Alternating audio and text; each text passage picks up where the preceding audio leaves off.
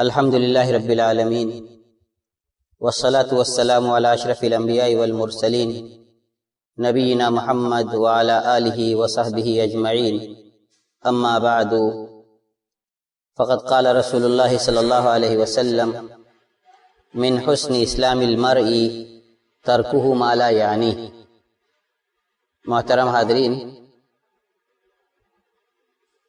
ایک بہت مختصر سی حدیث اللہ کے رسول صلی اللہ علیہ وسلم کی میں نے آپ لوگوں کے سامنے ابھی رکھی ہے۔ یہ حدیث اپنے الفاظ کے اعتبار سے تو بہت چھوٹی ہے، لیکن یہ اللہ کے رسول صلی اللہ علیہ وسلم کے جوامع الکلم میں سے ہے، جس میں بے شمار معانی پوشیدہ ہیں۔ اب اگر غور کریں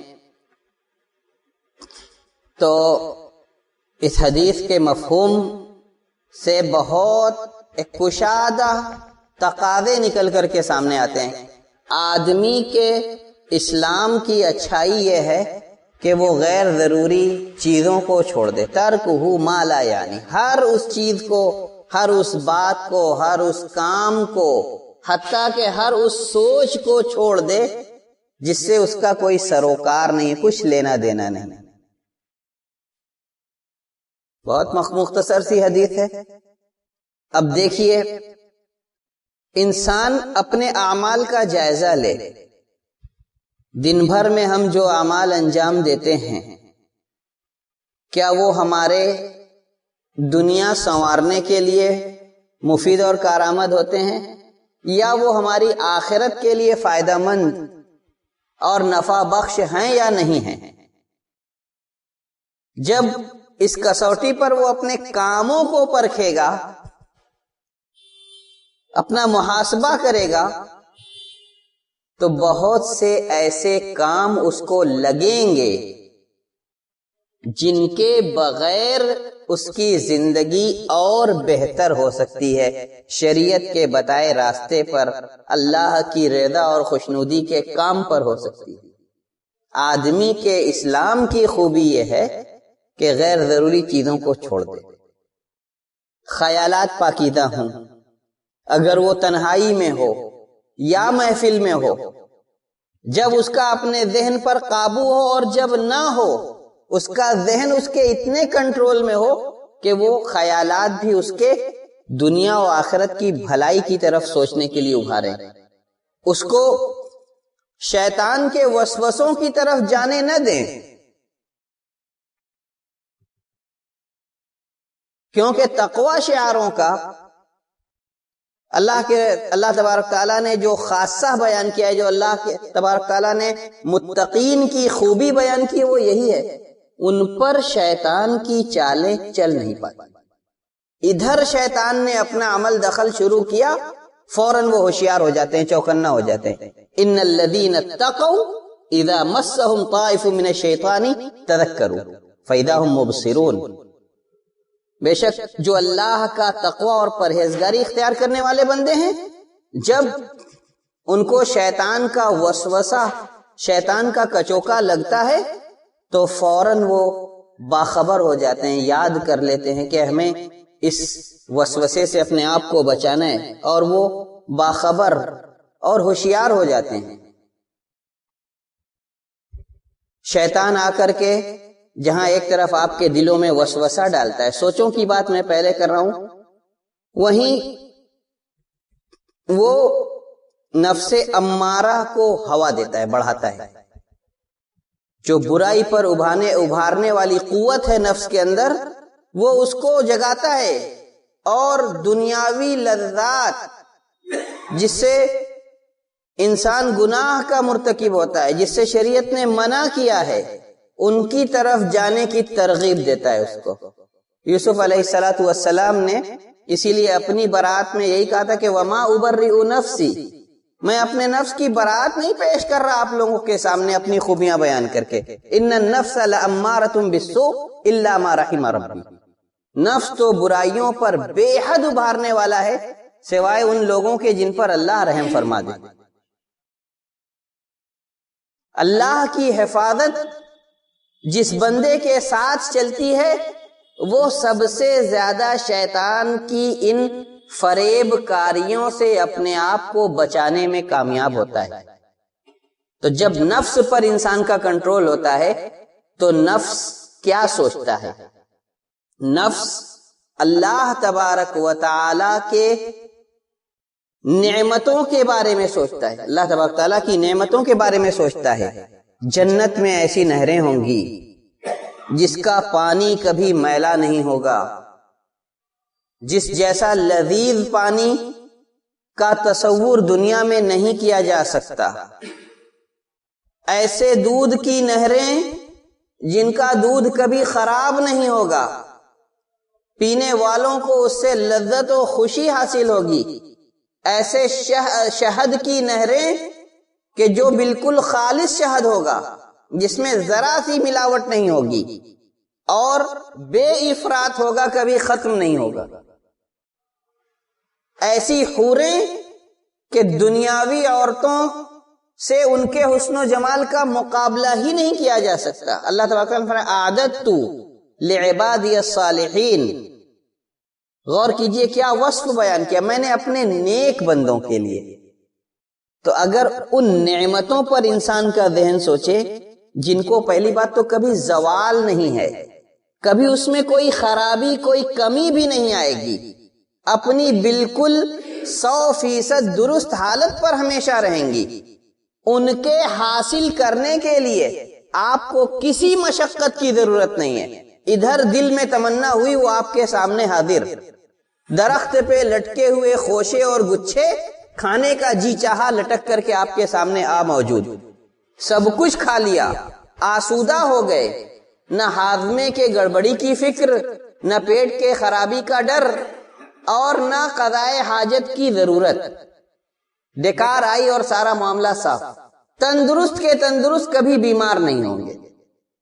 تو جب ذہن اور انسان کا نفس صحیح رخ سوچتا ہے تو انسان اللہ کی ان نعمتوں کا خیال کرتا ہے، اور ان نعمتوں کے خیال کا لازمی نتیجہ یہ نکلتا ہے کہ بندے کے قدم نیک اعمال کی طرف بڑھتے ہیں۔ کہ اگر ان نعمتوں کا حصول چاہیے، جس کو ہم سوچ رہے ہیں، جس کا تصور کر رہے ہیں، تو اس کے لیے عمل لازم ہے، پھر ضروری ہے کہ ہم نیک عمل کریں۔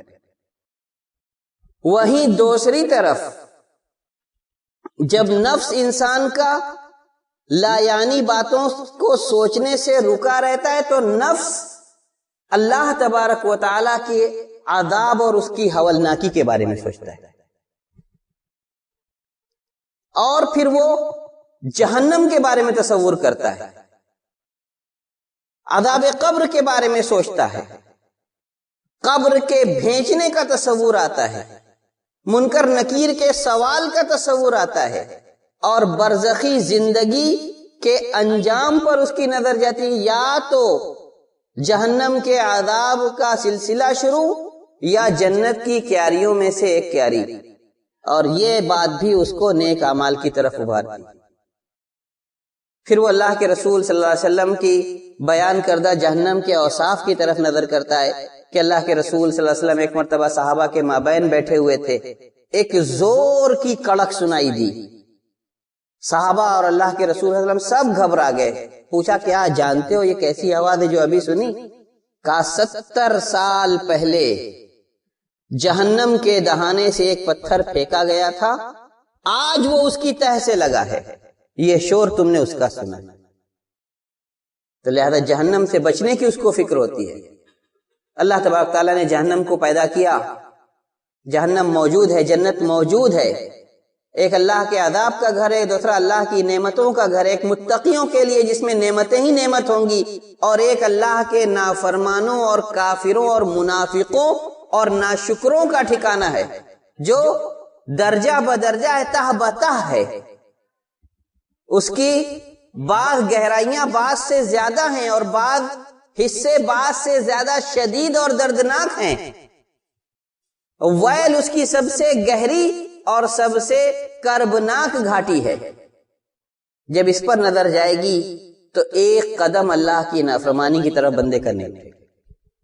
یہ جب ذہن انسان کا غلط باتوں کو سوچنے سے محفوظ رہتا ہے، جب اعضاء و جوارح غلط کاموں سے بچتے ہیں تو سب سے پہلے زبان سیدھی رہتی ہے.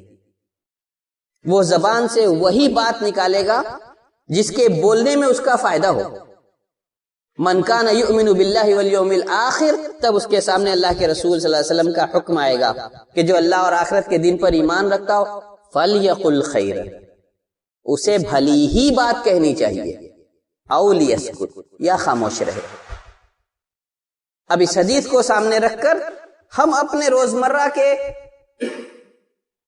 اعمال کا جائزہ لیں. ہم جو بولتے ہیں کیا اس کی ضرورت ہوتی ہے؟ ہم جو بولتے ہیں کیا وہ ہمارے حق میں فائدہ مند ہوتا ہے؟ ہم جو بولتے ہیں کیا وہ ہماری دنیا اور آخرت سنوارنے والا ہے؟ یا ہم جو بولتے ہیں وہ کسی کا دل دکھانے والا ہے؟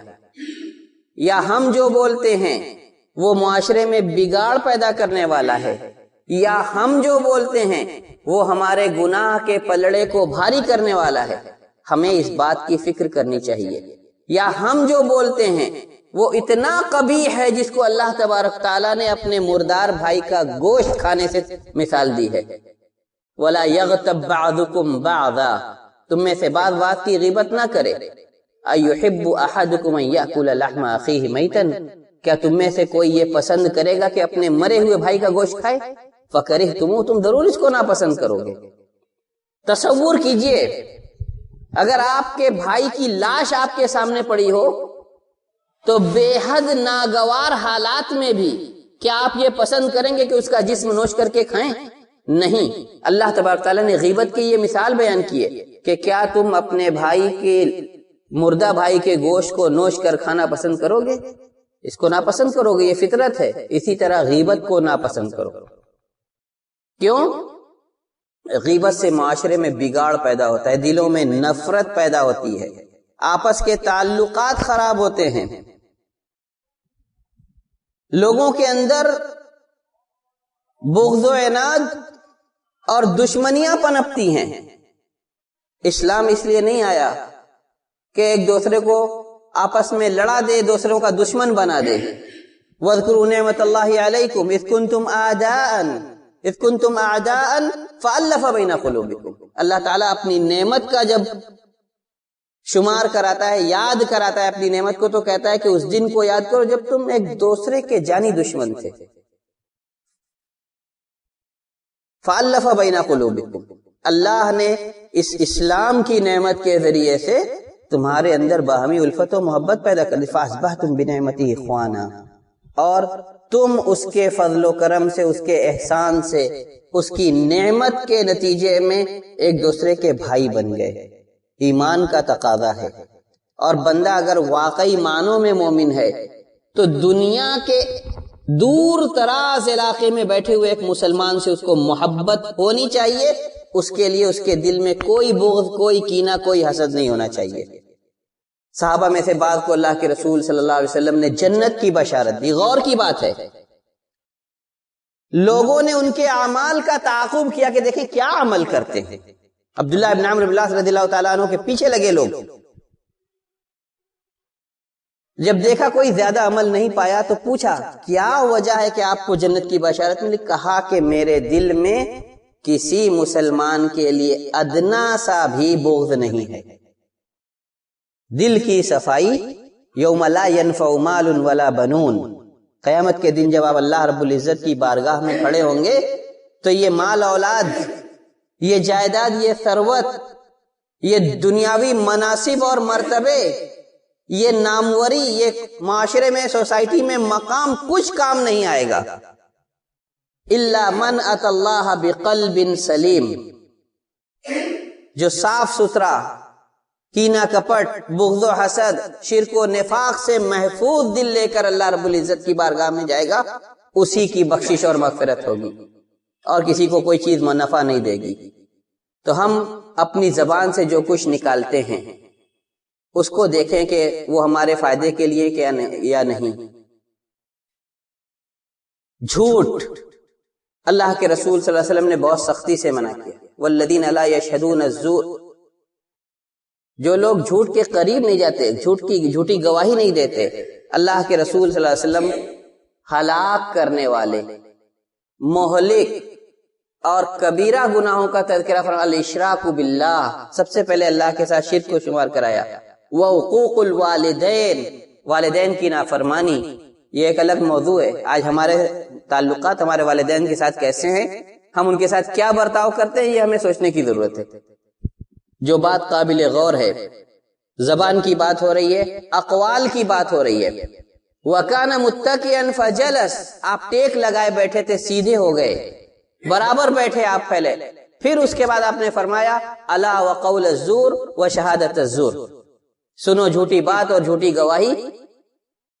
اللہ کے ساتھ شرک جیسے عظیم گناہ کو ایک مرتبہ شمار کرایا، والدین کی نافرمانی جیسے حقوق العباد کے جرم کو ایک مرتبہ شمار کرایا، لیکن جب جھوٹی بات اور جھوٹی گواہی کی باری آئی، صحابی ذکر کرتے ہیں، راوی حدیث، فما زال یکررها، آپ اسی بات کو دہراتے چلے گئے، الا وقول الزور وشہادت الزور حتی قلنا لیتہ سکت، ہمیں کہنا پڑا کاش کہ اب آپ خاموش ہو جاتے۔ غور کیجئے، جھوٹ بولنا اور جھوٹ کی گواہی دینا یہ پورے معاشرے کو نقصان پہنچانے والا عمل ہے۔ آپ نے جھوٹی گواہی دی، اس کے نتیجے میں کتنے لوگوں کا حق مارا جا سکتا ہے۔ آپ نے جھوٹ بولا، جھوٹ سے ہو سکتا ہے منافرت پھیلے، نفرت پھیلے، اختلاف پھیلے، جھگڑے کھڑے ہوں، تو یہ معاشرے کو نقصان پہنچانے والا عمل ہے۔ اللہ کے رسول صلی اللہ علیہ وسلم نے سچ بولنے کی تلقین کی، اور اللہ تبارک تعالیٰ کی وصیت بھی، یا ایھا الذین آمنوا اتقوا اللہ، اے وہ لوگوں جو ایمان لائے ہو اللہ سے ڈرو، وکونوا مع الصادقین، سچے لوگوں کے ساتھ ہو جاؤ۔ اور آپ صلی اللہ علیہ وسلم نے فرمایا کہ علیکم بالصدق، سچائی کو کس کے پکڑ لو اور سچائی پر جمے رہنا۔ ہم اور آپ یہاں موجود ہر شخص جانتا ہے کتنا مشکل ہے آج کے دور میں، لیکن ثمرہ دیکھو، پھل دیکھو، نتیجہ دیکھو۔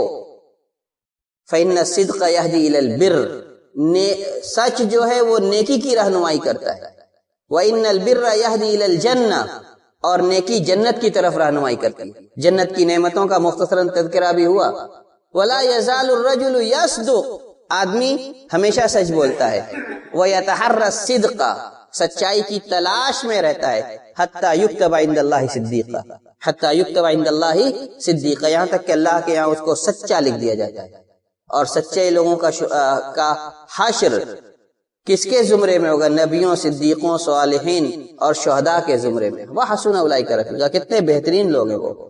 اور وہیں آپ صلی اللہ علیہ وسلم نے منع کیا، وإیاکم والکذب، جھوٹ سے بچو، فإن الکذب یہدی الی الفجور، کیونکہ جھوٹ جو ہے یہ گناہوں کی طرف، فسق و فجور کی طرف رہنمائی کرتا ہے، وإن الفجور یہدی الی النار، اور برائیاں اور گناہ جہنم کی طرف رہنمائی کرتے ہیں۔ ولا یزال الرجل یکذب ویتحری الکذب، آدمی جھوٹ بولتا ہے، جھوٹ کے پیچھے لگتا ہے، جھوٹ کی تلاش میں پڑتا ہے، حتی یکتب عند اللہ کذابا، یہاں تک کہ اللہ کے یہاں اس کو جھوٹا لکھ دیا جاتا ہے۔ اور یہ جھوٹ چاہے کسی لیے ہو، چند حالات کے علاوہ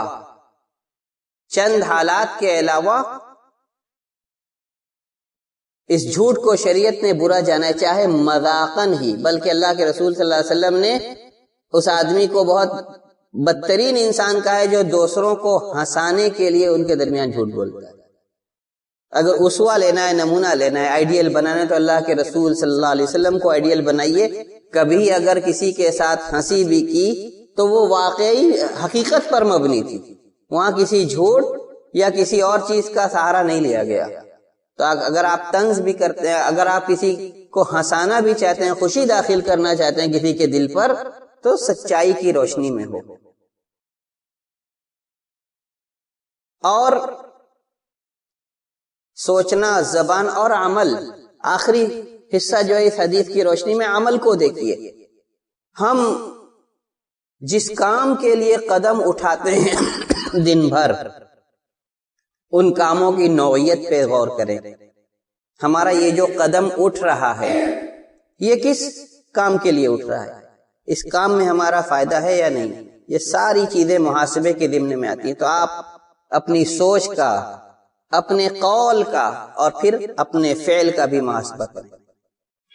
ہم زندگی کے جو اعمال انجام دیتے ہیں ان کا مقصد بس یہی ہونا چاہیے کہ وہ دنیاوی حقوق کی ادائیگی، رزق حلال کی جستجو اور اللہ کی عبادت کے لیے، اور اپنی جائز خواہشات کی شریعت کی حدود میں تکمیل کے لیے ہو۔ چوتھا جو بھی عمل ہوگا وہ بہت غور کرنے کی بات ہے کہ ہم وہ عمل کس لیے انجام دے رہے ہیں، اور ایسا ہر عمل جو کسی کو نقصان پہنچائے اسلام اس کی قطعی اجازت نہیں دیتا۔ اسی لیے دیکھ لیجئے جتنی اخلاقی برائیاں تھیں اسلام نے سب سے منع کر دیا۔ بیع و شراء میں دھوکے سے منع کیا، خیانت سے منع کیا، چوری کو بہت بڑا کبیرہ جرم قرار دیا، نقب زنی اور ڈاکے ڈالنے کو حرام قرار دیا، لوگوں کے مال کو ناجائز طریقے سے ہڑپ کرنے کو حرام قرار دیا، دوسروں کے حقوق اور امانتوں کو غصب کر لینے سے منع کیا۔ زمین کی علامات، آج اس معاملے میں بھی اکثر لوگ کچے ہیں، ایک ایک انچ کے لیے جھگڑا ہوتا ہے اور خونریزی کی نوبت آ جاتی ہے۔ اللہ کے رسول صلی اللہ علیہ وسلم نے لعنت بھیجی ایسے شخص پر، لعن اللہ من غیر منار الارض، اللہ کی لعنت ہو ایسے شخص پر جو زمین کے علامات بدل دے۔ پیمانے کے لیے جو نشان لگائے جاتے ہیں، زمین کی حدیں متعین کی جاتی ہے، اس میں گھٹا بڑھا دے تاکہ اس کا کچھ فائدہ ہو جائے۔ چند انچ زمین کے لیے ہم زمین کی علامات بدلتے ہیں، اللہ کے رسول صلی اللہ علیہ وسلم کی لعنت کے مستحق ہوتے ہیں، اور وعید کے من غصب قید شبر من الارض، جو زمین کا ایک بالشت حصہ بھی ظلم کے طور پر اپنے بھائی کا غصب کرے گا، توقہ اللہ من 70 ارضین یوم القیامہ، اللہ تبارک تعالیٰ قیامت کے دن اس کو 70 زمینوں کا طوق پہنائے گا۔ یہ چند انچ زمین جس کے لیے ہم مرنے مارنے پر آمادہ ہو جاتے ہیں، اس کا خامیازہ قیامت کے دن اتنا ہولناک بھگتنا پڑے گا۔ ہم اپنے نفس اور اپنی خواہشات سے آگے بڑھ کر خیر خواہی اور خیر سگالی اور اسلام ہمیں جو تعلیمات دیتا ہے اس کی طرف سوچنے کی فکر کریں۔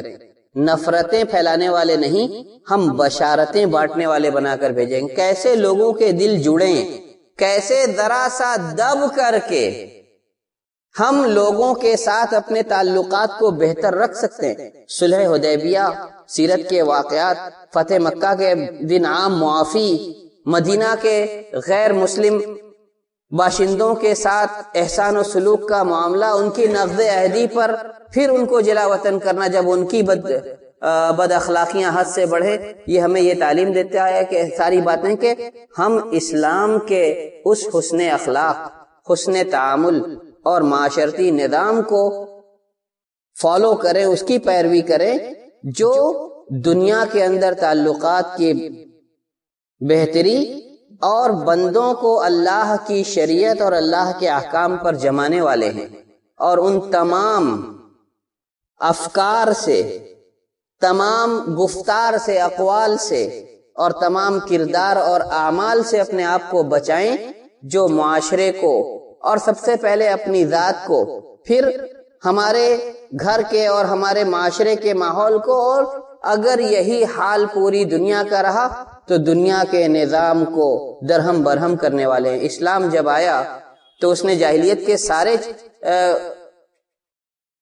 چیزوں کو، سارے اخلاق کو، ساری عادتوں کو جڑ سے ختم کر کے ایک نئی تعمیر نہیں شروع کی، اس نے جو اچھے ان کے عادات و اطوار تھے ان کو باقی رکھا، بہادری کو، سخاوت کو، ایفاء عہد کو، وعدہ کے نبھانے کو، سچائی کو،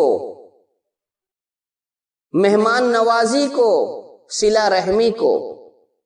ابو سفیان سے جب ہرقل نے پوچھا تھا تو انہوں نے یہی ساری اچھی خوبیاں گنائی تھیں کہ وہ تو ہمیں ایک اللہ کی عبادت، صلہ رحمی، سچائی، امانت داری، ایفاء عہد، ان سب چیزوں کا حکم دیتے، مگر جائزہ لینے کی جب باری آتی ہے تو یہ اسلامی اخلاق تو ہیں لیکن ان سے اسلام کا نام نکال دیا جاتا ہے، اور پھر جب ان کی تلاش میں نکلا جائے تو ان کو ہم سے زیادہ اوروں کے یہاں پایا جاتا ہے۔ دنیا نے ہمارے ساتھ یہ فریب کیا کہ اسلام کے نام کو ہٹا کر ہماری ساری اچھی عادتوں کو اپنا لیا اور دنیا میں ترقی کے مستحق بن گئے. ہم نے اپنے دین سے اپنے ناطے کو کمزور کر لیا، دین کی تعلیمات سے دور ہو گئے اور تمام ان برائیوں کو اختیار کر لیا. اسلام جن کو مٹانے کے لیے آیا تھا، ہم دنیا میں اور قوموں کے مقابلے میں ذلیل و خوار ہو گئے. اللہ کا وعدہ اپنی جگہ برحق ہے، ہمیں اپنے اعمال سدھارنے کی ضرورت ہے. وَأَنْتُمُ الْأَعْلَوْنَ إِن كُنتُم مُؤْمِنِينَ، تمہارے لیے برتری دنیا میں رہے گی اگر مومن ہو. اور اس کی بس ایک ہی صورت ہے، ان اللہ لا یغیر ما بقوم حتی یغیر ما بانفسہم. اللہ اس قوم کی حالت نہیں بدلتا جو قوم اپنی حالت کے بدلنے کی فکر نہ کرے. آج جن خطرات سے ہم دوچار ہیں، اگر اب بھی دین کی طرف رجوع نہیں کریں گے، ان سے بڑے خطرات سے سامنا کرنے کے لیے، ان سے بڑے خطرات کا سامنا کرنے کے لیے اپنے آپ کو تیار رکھیے. ورنہ اللہ کے دین کی، اللہ کے حق کی، اللہ کے وعدوں، اللہ سے کیے گئے عہد کی رعایت کیجئے. اللہ تبارک تعالیٰ آپ کا حامی و ناصر ہوگا، آپ کی دنیا اور آخرت دونوں سنور جائے گی. اللہ تبارک تعالیٰ ہمیں اور آپ کو اور تمام مسلمانوں کی اس کی توفیق دے، جب تک اس جان فانی میں زندہ رکھے، ایمان اور اسلام کے ساتھ زندہ رکھے اور ہمارا خاتمہ بھی اسلام پر ہو.